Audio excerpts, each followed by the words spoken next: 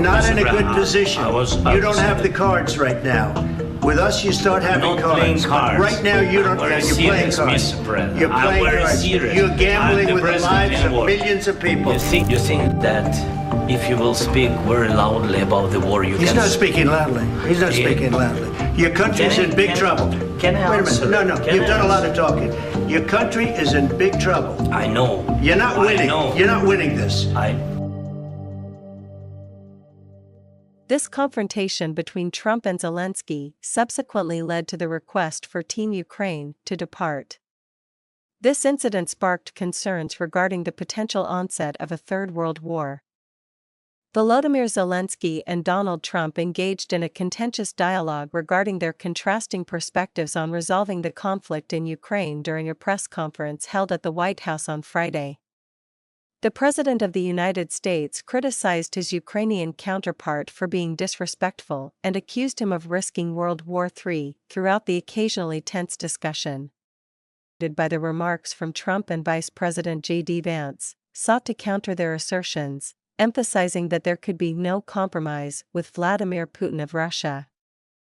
Zelensky, visibly exasperated by the remarks from Trump and Vice President JD Vance, sought to counter their assertions, emphasizing that there could be no compromise with Vladimir Putin of Russia. Let us see how the intense dispute arose between the two presidents. This particular confrontation is likely unprecedented, especially in a nation recognized as a global power. About any negotiations. First of all, I want really to tell you, and I think that everybody understands that Ukraine, more than Ukrainians, nobody wants to stop this war. But at the future, any negotiations, it's understandable that two sides of the war, not Russia and the United States, because this is not the war between Russia and the United States. This is war of Russia against Ukraine and Ukrainian people. So these two sides will be at the anyway will be at the negotiation table. Then of course United States, like the strongest partner of the Ukraine, and of course Europe. I think Europe is very important. I want to speak about it with the president. Yes, Europe is very important for us because we really defend Europe for today. All Europeans really recognize that we are defending the line, and they have real life, and our people are dying. That's why they helped us. And also, it's about the NATO. Yes, between, like the president said, you have big, nice ocean. Yes, between us. But if we will not stay, Russia will go further to Baltics and to Poland, by the way. But first to the Baltics. It's understandable for them because they've been in the USSR. You know, they've been one of the republics of the USSR, and Putin wants to bring them back to his empire. It's a fact. And when he will go there, if we will not stay, you will fight. Your American soldiers, it doesn't matter, do you have ocean or not, your soldiers will fight. Mr. President, would you be willing to visit Ukraine, maybe Kyiv or Odessa, which is known to be at the river or Black Sea? It was my question. Well, if I didn't align myself with both of them, you'd never have a deal. You want me to say really terrible things about Putin and then say, "Hi, Vladimir, how are we doing on the deal?" That doesn't work that way. I'm not aligned with Putin. I'm not aligned with anybody. I'm aligned with the United States of America and for the good of the world. I'm aligned with the world, and I want to get this thing over with. You see the hatred he's got for Putin. It's very tough for me to make a deal with that kind of hate. He's got tremendous hatred, and I understand that, but I can tell you the other side isn't exactly in love with, him either. So it's not a question of alignment. I'm aligned with the world. I want to get the thing set. I'm aligned with Europe. I want to see if we can get this thing done. You want me to be tough? I could be tougher than any human being you've ever seen. I'd be so tough. But you're never going to get a deal that way, so that's the way it goes. All right, one more question. I will respond to this. So look, for 4 years in the United States of America, we had a president who stood up at press conferences and talked tough about Vladimir Putin, and then Putin invaded Ukraine and destroyed a significant chunk of the country. The path to peace and the path to prosperity is maybe engaging in diplomacy. We tried the pathway of Joe Biden of thumping our chest and pretending that the President of the United States' words mattered more than the President of the United States' actions. What makes America a good country is America engaging in diplomacy. That's what President Trump is doing. Can I ask you? Sure. Yeah? Yeah. Okay. So he occupied our parts, big parts of Ukraine, part of East and Crimea. So he occupied it on 2014.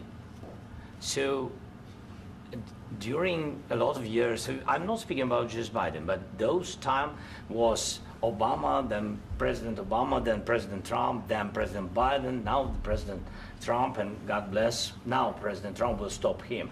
But during 2014, nobody stopped him. He just occupied and took. He killed people. You know what the contact line? 2015.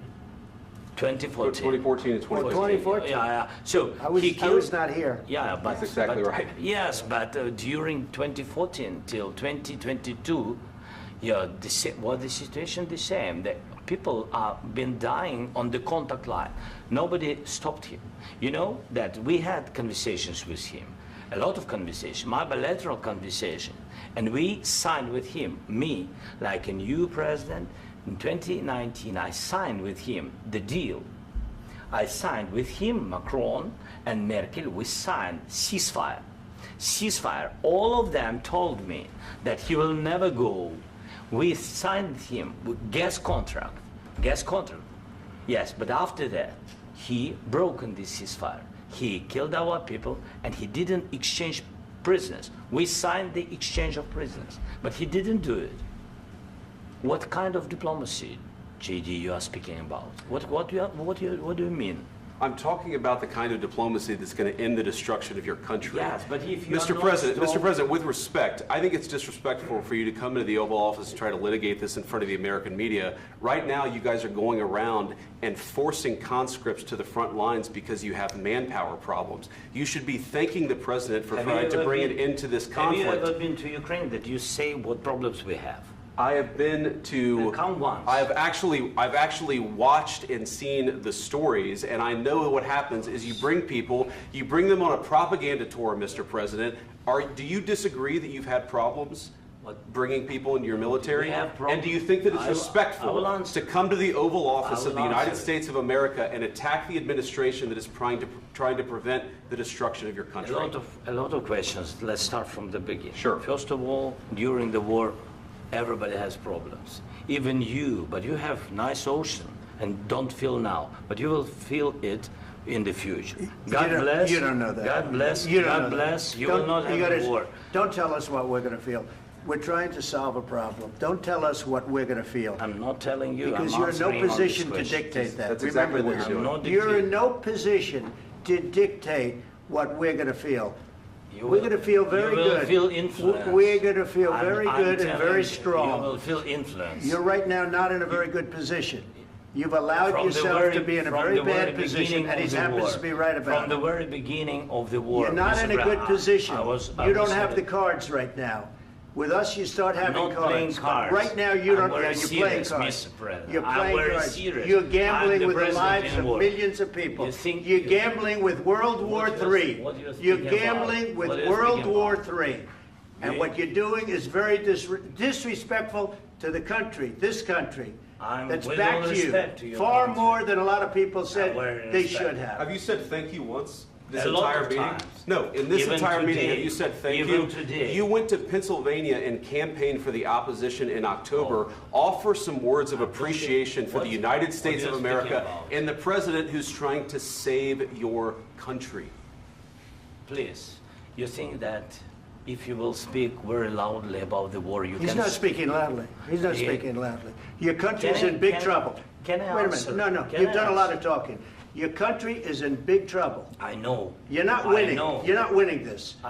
you have a damn good chance of we are coming out staying, okay because of Mr. us. President, we are staying in our country, staying strong from the very beginning of the war. We've been alone, and we are thankful. I said thanks You haven't in been this alone. cabinet, You and haven't not been only alone. in this cabinet. We gave you, through I this said stupid thank- president, $350 billion.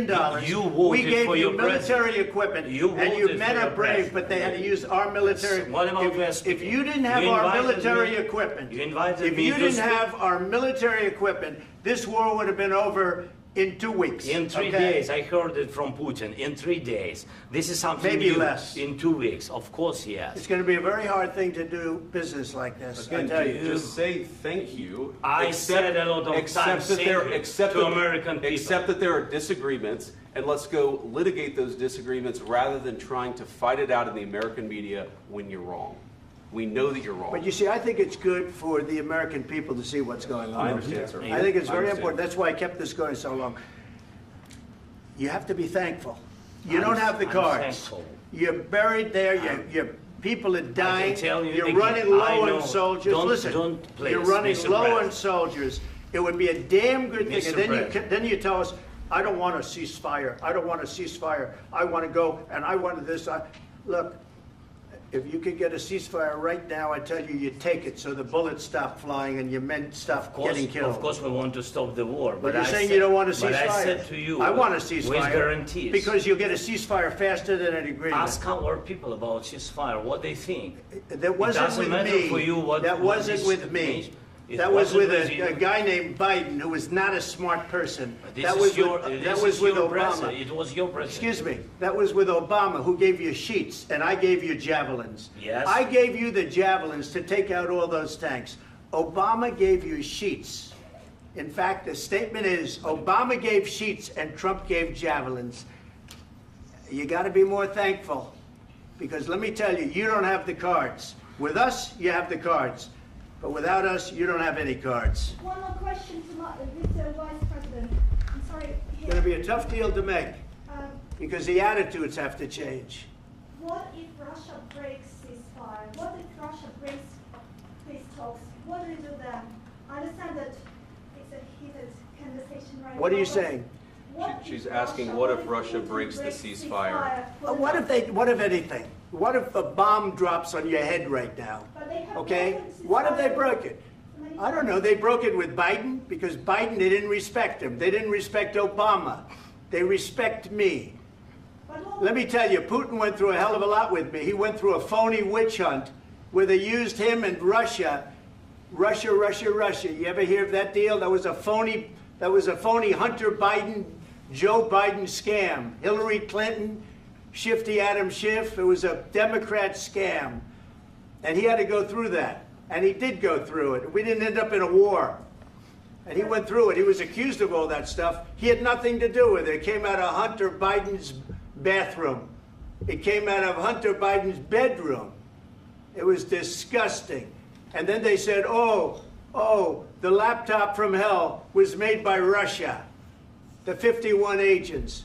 The whole thing was a scam. And he had to put up with that. He was being accused of all that stuff.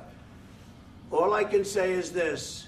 He might have broken deals with Obama and Bush, and he might have broken them with Biden. He did, maybe. Maybe he didn't. I don't know what happened. But he didn't break them with me. He wants to make a deal. I don't know if you can make a deal. The problem is, I've empowered you to be a tough guy. And I don't think you'd be a tough guy without the United States. And your people are very brave. But you're either going to make a deal or we're out. And if we're out, you'll fight it out. I don't think it's going to be pretty, but you'll fight it out. But you don't have the cards. But once we sign that deal, you're in a much better position. But you're not acting at all thankful. And that's not a nice thing. I'll be honest, that's not a nice thing. All right, I think we've seen enough. What do you think? What's huh? this negotiation? This is going to be great television, I will say that. All right. We'll see what we can do about putting it together. Thanks. And I need the back of this. We'll see, I don't know. All right, guys, come on. Wait, hey, let's go. Guys, come on, let's move, please.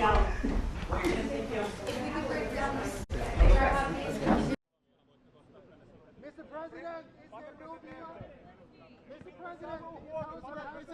Zelensky left the White House early following his row with Trump, but afterwards thanked the U.S. president on social media for his support, saying, "Ukraine needs just and lasting peace, and we are working exactly for that." After Donald Trump's furious exchange with the Ukrainian president in the White House, European leaders have rallied behind Volodymyr Zelensky.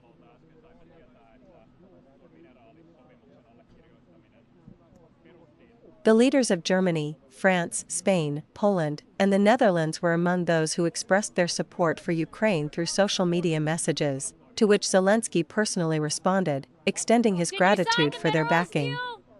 In the wake of the controversy, numerous European leaders, along with the prime ministers of Canada, Australia, and New Zealand, shared messages of solidarity with Ukraine.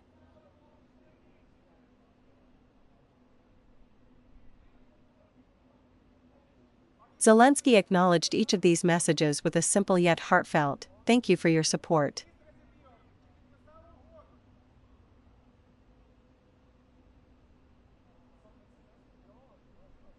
The President of Ukraine has arrived in London to participate in a summit organized by UK Prime Minister Sir Keir Starmer, who continues to express steadfast support for Ukraine, to engage in further discussions with the European Union.